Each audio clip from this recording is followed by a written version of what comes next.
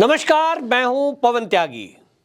देश के प्रधानमंत्री नरेंद्र मोदी जी आज वन में पहुंचे और वन उद्यान में पहुंचने के बाद उन्होंने हाथियों के बीच में अपना कुछ समय गुजारा और 20 किलोमीटर के वन क्षेत्र में उन्होंने बाघों की संख्या की घोषणा की, जो कि मोदी जी के शासनकाल में वृद्धि हुई है और एक ऐसी वृद्धि हुई है जिसकी सुखद अनुभूति हो सकती है देश को।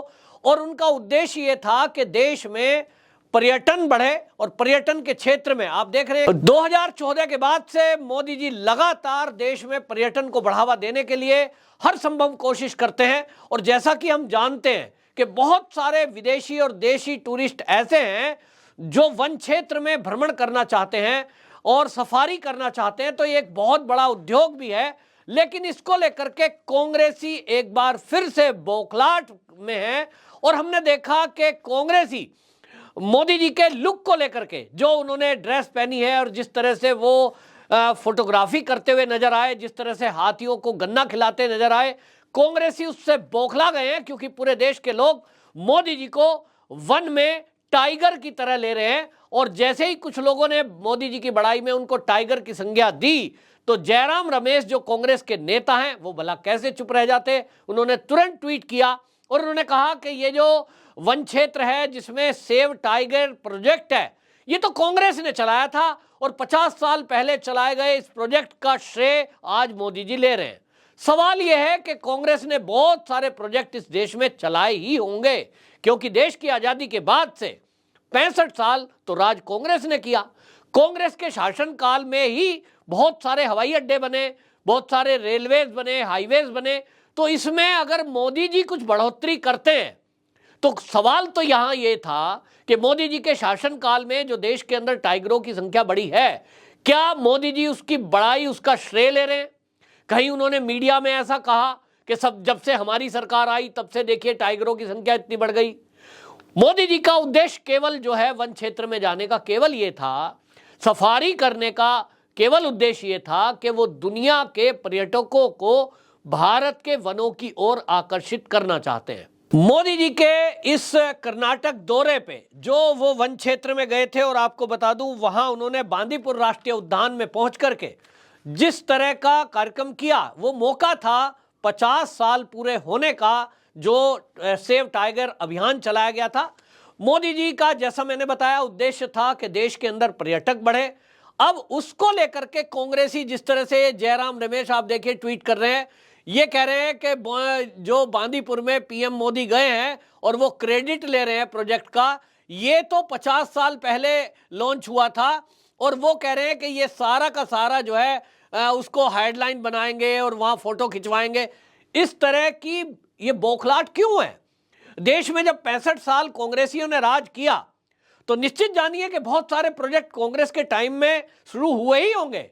लेकिन आपको आज मैं वो आंकड़े भी बताऊंगा जो देश के अंदर कांग्रेसी शासनकाल में अचानक से इंदिरा गांधी के बाद में वो बाघ की संख्या घटी।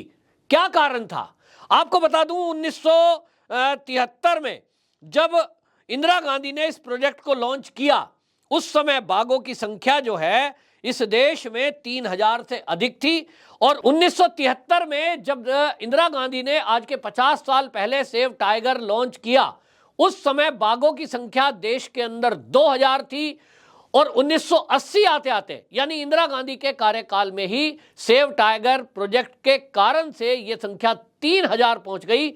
लेकिन सवाल यह है कि फिर उसके बाद ऐसा क्या हुआ कि ये लगातार संख्या घटती चली गई। जयराम रमेश ने जैसे ही ये ट्वीट किया है, उसके बाद इंफॉर्मेशन ब्रॉडकास्टिंग मंत्रालय के अधिकारी हैं, ये कंचन गुप्ता, इनका ट्वीट आया और इन्होंने कांग्रेस से उल्टा सवाल पूछ लिया कि आप जो आज बाघों की संख्या को लेकर बड़ाई अपनी कर रहे हैं और कह रहे हैं जी 50 साल पहले हमने तो सेव टाइगर चलाया था, मोदी जी उसका श्रेय ले रहे हैं। तो इन्होंने कहा देखिए उस समय चलाया गया था शिकार, और उस शिकार जो आपने चलाया था, शिकारियों को अनुमति दी थी देश के अंदर, वो किसने दी थी, ये सवाल पूछ रहे हैं।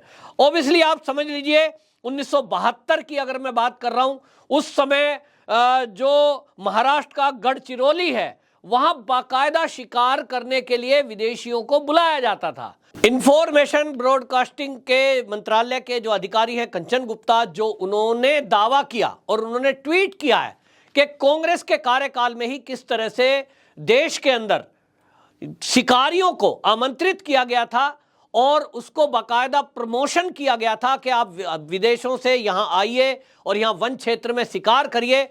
उसके कारण से नतीजा क्या हुआ है वो अलग विषय है, लेकिन मैं आपको बताऊंगा किस तरह से लगातार वह जो बाघ हैं उनकी संख्या लगातार घटती रही। हालांकि देश के अंदर शिकार करना अवैध था, उस पर रोक लगाई गई थी, लेकिन उसके बावजूद भी संख्या घट रही थी। कुछ सोर्सों की माने तो लोग बताते हैं कि चीन में ये जो बाघ हैं इनके अंगों की तस्करी होती थी और उसकी मोटी कीमत दी जाती थी, और इसके कारण से वनों की तरफ कभी ध्यान नहीं दिया गया। ये सरकार ने कभी प्लान नहीं किया कि बाघों की संख्या जो लगातार घट रही है उनको कभी बीमार बताकर, कभी रोड एक्सीडेंट बताकर उनको कहा जा रहा है कि वो मर गए। रीजन क्या था आपको बताता हूं कि बाघ की जो डिमांड है सबसे ज्यादा चीन में है, और चीन में दवाइयों में बाघ की हड्डियों को मिलाया जाता है और उसकी बड़ी ऊंची कीमत दी जाती है, जिसके कारण से शिकारी जो है रिस्क भी लेते हैं।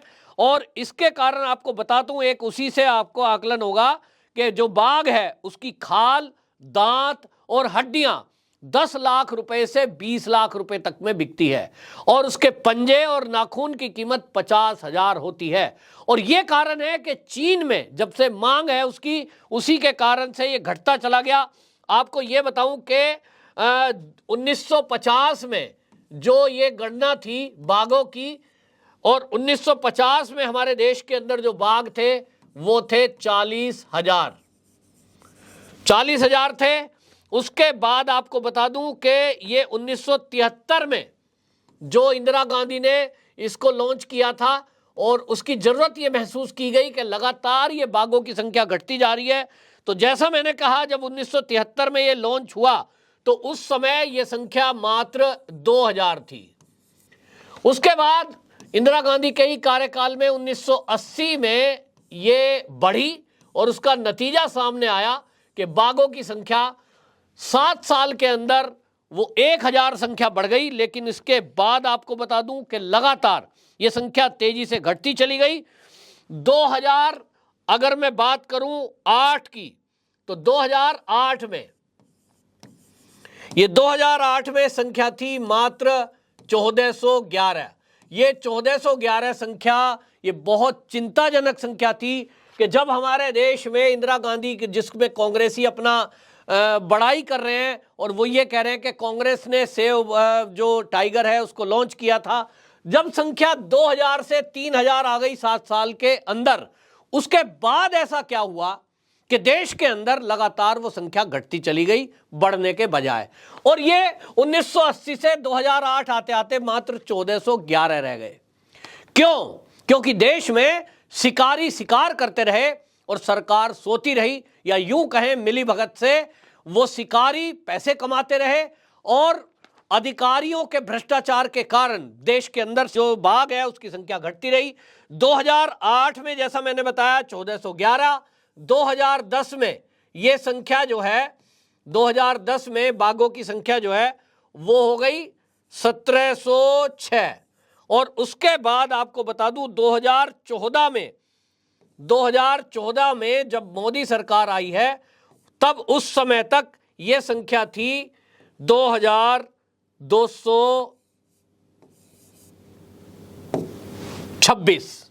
ये 2226 2014 में थी, और उसके बाद लगातार इसमें जो मोदी जी हैं उसके कारण से जो चीज़ें बढ़ना शुरू हुई। तो 2014 में ये जैसा मैंने बताया, 2014 में बाघों की संख्या कुल थी 2226। फिर 2018 में देखिए ये संख्या बढ़ी, और इस संख्या में बढ़ोतरी हुई तो ये लगभग 700 संख्या इसकी बढ़ गई, 2967 ये बाघों की संख्या हो गई। इसके बाद आज 2023 में जो मोदी जी ने ये बाघों के नए आंकड़े जारी किए, जिसको लेकर के ट्वीट भी किया गया और उसी से बौखलाहट कांग्रेस की बढ़ी कि भाई ये तो मोदी जी आंकड़े जारी कर रहे हैं, हमने 50 साल पहले इसको लॉन्च किया था। आज के जो आंकड़े हैं वो मोदी जी ने जो पेश किए वो हैं 3167। तो आप देख सकते हैं ये जो बढ़ोतरी है ये 8 साल के अंदर की बढ़ोतरी है। 2226 से 3167 बाघों की संख्या पहुंची है। ये मोदी जी की सरकार में जो वन क्षेत्र है उसको संरक्षक और जो शिकारी हैं उन पर कंट्रोल और जो तस्करी है उसको रोकने में मोदी सरकार कामयाब रही है। चीन से जिस तरह से कांग्रेस की समझौते थे, जो चीजें सामने आई थी पिछले दिनों भी खबरों में भी आपने सुना होगा कि राहुल गांधी सोनिया गांधी चीन में गए थे और चीन से कुछ समझौते किए थे। औद्योगिक समझौते हो सकते हैं, एक पार्टी को दूसरी पार्टी से फायदा कैसे पहुंचे इस पर समझौते हो सकते हैं, लेकिन यहां एक बड़ा सवाल ये उठ रहा है, क्या कांग्रेस के इसी समझौते के कारण, सोनिया गांधी और राहुल गांधी के समझौते के कारण, क्या चीन को चीतों के भी अंग ये तस्करों ने पहुंचाए? क्या इसमें भी कोई मिलीभगत थी? ये बड़ा सवाल पब्लिकली आ रहा है, सोशल मीडिया पर लोग सवाल उठा रहे हैं। कांग्रेस जिस तरह से हम देख रहे हैं कि उसका एटीट्यूड क्या है कि मोदी जी के सरकार में कोई अच्छा काम भी यदि सरकार कर रही है उस पर भी उनको आपत्ति है, मोदी जी के कपड़ों पर आपत्ति है, मोदी जी के चलने और घूमने पर आपत्ति है।